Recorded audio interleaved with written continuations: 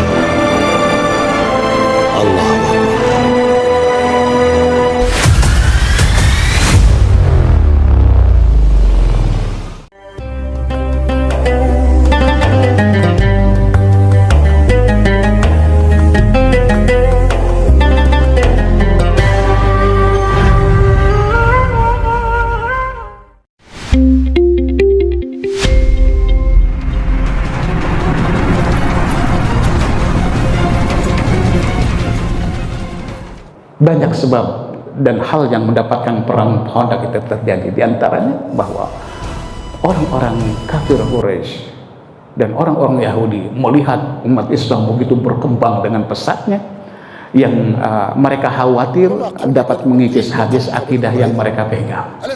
Kemudian yang kedua, ada provokasi dari orang Yahudi, Bani Nazir ini. Padahal dia sudah membuat satu perjanjian untuk bersama-sama membela negaranya, Madinah.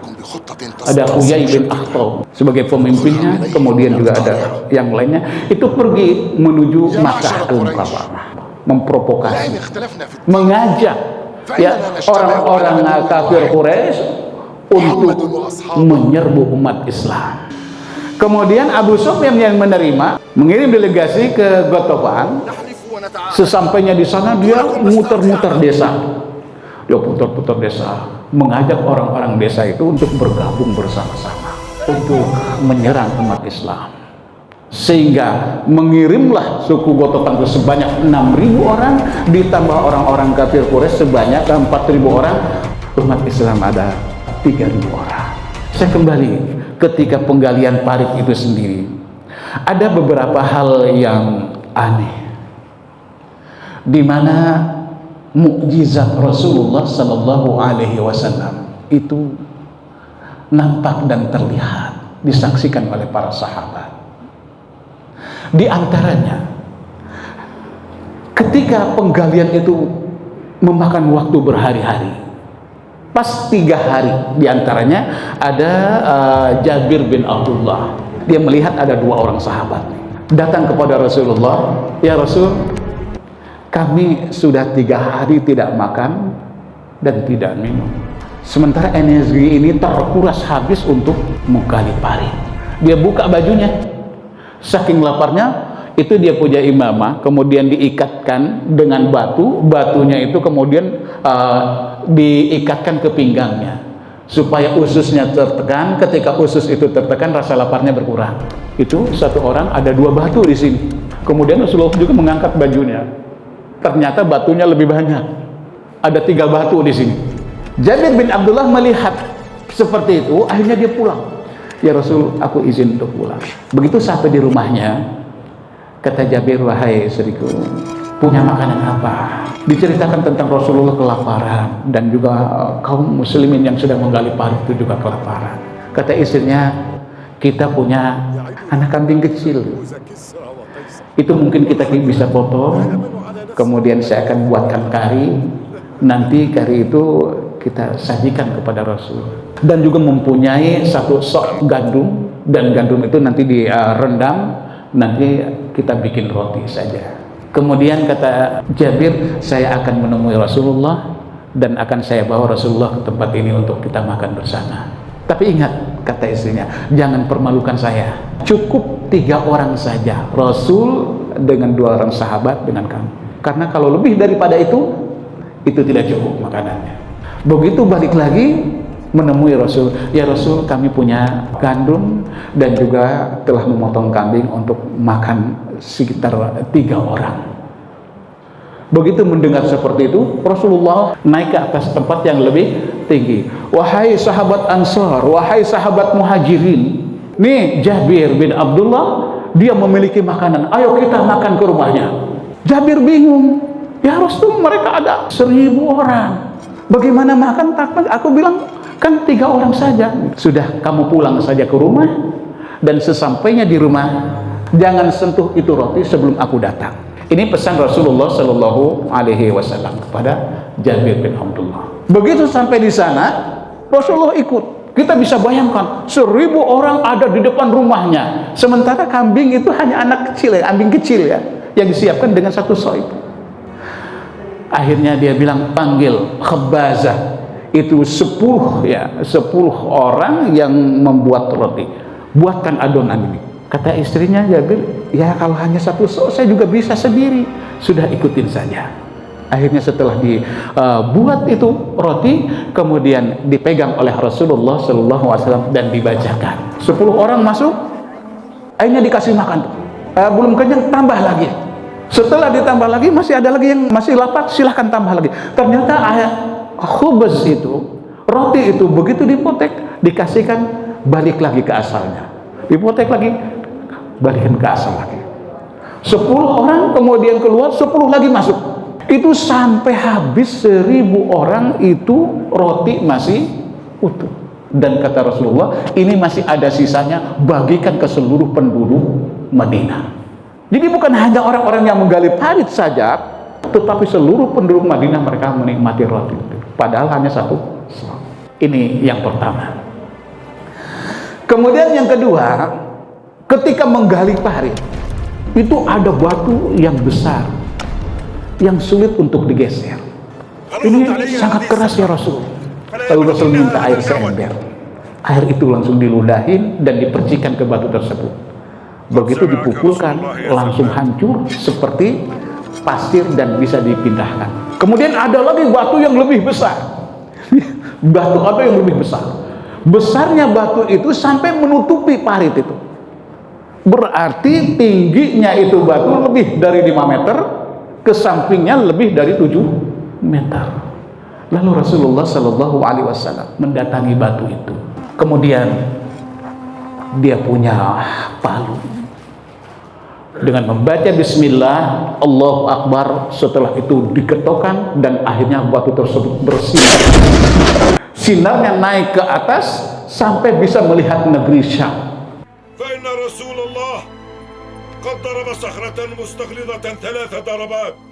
Ya, negeri Syam itu kan kita lihat ada Palestina. في كل مرة فلما سألناه قال Terus sampai ke daratan Eropa sana. فإن الله فتح علي بها الشام.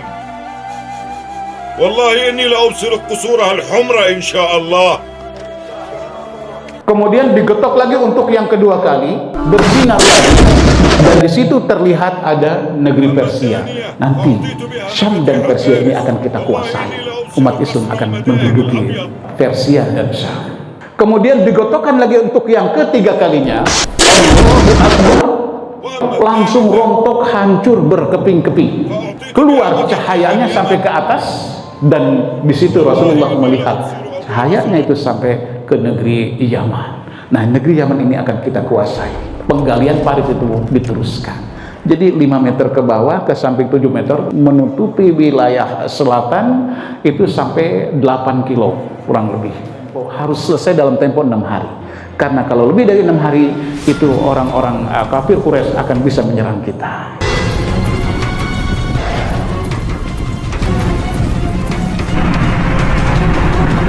Saudara-saudara, Saya singkat ya.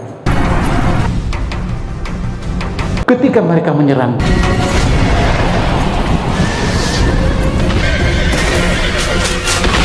mereka tidak bisa.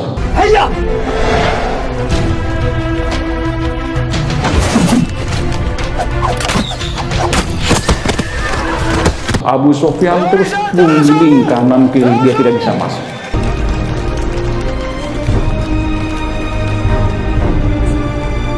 Akhirnya ada seseorang di antara mereka yang mampu bisa menyeberang, karena sebelumnya itu mereka memiliki kuda.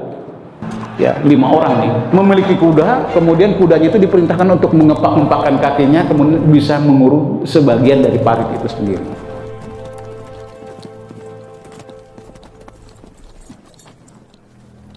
Yaitu bernama Amru bin Uwu. Dikenal orang yang sangat kaya, maka perisainya itu menutupi seluruh kepalanya, hanya matanya saja, tangannya dan lain sebagainya. Perisai yang paling kuat untuk tebasan pedang. Dia loncat berhadapan dengan Rasulullah dan sahabat yang lain. Kemudian apa katanya? Perang selesai, tidak perlu ada perang. Sekarang tanding saja dengan saya. Siapa yang berani bertanding dengan saya, mengalahkan saya serahkan. Itu sekali kata Rasulullah, siapa yang berani melawan mereka, diam aja, tidak ada yang berani. Sampai 3 kali, lalu Sayyidina Ali bin Abi Thalib maju, ya Rasul, ya Rasul, saya siap untuk melawan dia. Meskipun dia dikenal sangat tangguh, umurnya sudah 80 tahun, tetapi kekuatannya luar biasa. Setiap perang dan setiap duel tidak pernah kalah. Kemudian dia bilang, siapa yang berani melawan saya, duel dengan saya? Gak ada yang berani. Akhirnya Sayyidina Ali bilang lagi, ya Rasul, izinkan saya untuk melawan dia. Tapi dibiarkan. Kemudian yang ketiganya, Amr bin Uwud ini, dia bilang, ya, dia mencaci maki Rasulullah. Kalau gitu, mana katanya orang Islam yang berani mati syahid? Mana yang membanggakan mati syahid? Tidak ada. Dia sudah mulai mengejek Rasul, sudah mulai menghina agama, mencaci maki Allah Subhanahu wa Ta'ala. Nah, disitulah kata Rasulullah, hai Ali, aku izinkan untuk melawan dia. Ternyata caci maki kepada Allah dan Rasulnya, menghina Islam, itu menjadi kunci di mana pertolongan dan kemenangan seseorang muslim akan Allah berikan kepadanya. Saudara-saudara, Sayyidina Ali pada waktu itu umurnya baru 25 tahun, berhadapan dengan orang yang sangat piawai dan kawakan di dalam pengalaman berperang. Ketika ditebas oleh pedang Sayyidina Ali, itu tidak mempan, karena dia punya perisai pilihan. Perisai Sayyidina Ali kualitasnya di bawah itu. Sayyidina Ali lagi di bawah, ditebas dari atas dengan pedangnya. Karena nancep tidak bisa ditarik, akhirnya Sayyidina Ali menyabetkan pedangnya dari bawah, dari kemaluan sampai ke atas. Peperangan yang luar biasa pada saat itu. Tidak kelihatan mana Sayyidina Ali, mana juga Amr bin Uwud. Nggak kelihatan. Itu hanya kilauan pedang dengan pedang yang beradu, berkilau di tengah-tengah debaran debu. Debu itu luar biasa. Begitu Allahu Akbar Sayyidina Ali berbicara, debu itu sudah mulai menurun ke bawah sedikit. Ternyata Sayyidina Ali masih berdiri dan musuhnya tumbang di situ. Kata Umar dan Abu Bakar, kenapa kamu tidak ambil itu ghanimahnya, katanya? Itu kan bagus-bagus yang dia miliki. Enggak. Kata Sayyidina Ali, saya tidak mau mengambilnya. Kenapa? Karena ketika saya menebas kemaluannya sampai ke atas itu, saya melihat, maka saya benci dengan semua apa yang dia pakai. Maka Sayyidina Ali itu, ya radhiyallahu anhu, dan wa karramallahu wajhah. Allah muliakan wajahnya karena selama hidupnya tidak pernah melihat kemaluan dirinya sendiri, apalagi punya orang lain. Saudara-saudara, masih panjang, mungkin ini saja dapat saya sampaikan. Keterbatasan waktu, terima kasih atas perhatiannya. Allahumma shalli ala sayyidina Muhammad wa ala ali sayyidina Muhammad. Assalamualaikum warahmatullahi wabarakatuh. ما تطمئن لنا قدر ولا تقوم لنا نار ولا يستمسك لنا بناء فارتحلوا ارتحلوا إني مرتحل